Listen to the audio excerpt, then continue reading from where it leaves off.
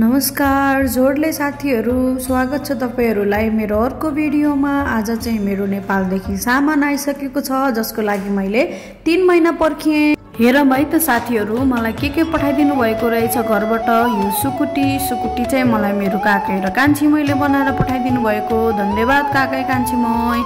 अनि यो चाहिँ सुँगुरको मासु, मेरो प्राण, जसको लागि मैले 3 महिना पर्खेको थिएँ। हेर्न सक्नुहुन्छ साथीहरु, मलाई चाहिँ घरबाट टिमुर अनि चुक, त्यसपछि लुगाहरू अनि मसलाहरू पठाइदिनु भएको थियो। सुँगुरको मासु र सुकुटीलाई चाहिँ मैले यसरी फ्राई गरेर स्टक गरेर राखेको छु साथीहरु।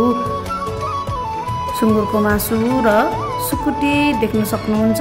यसलाई मैले अलिकति पकाएर पनि खाएँ, साथीहरुलाई पनि दिएँ र आफू पनि खाएँ साथीहरु। सुँगुरको मासु, सुकुटी, चिकन खाए। यसरी मम्मीले पठाइदिनु भएको लुगामा चाहिँ म यस्तो देखिन्छु।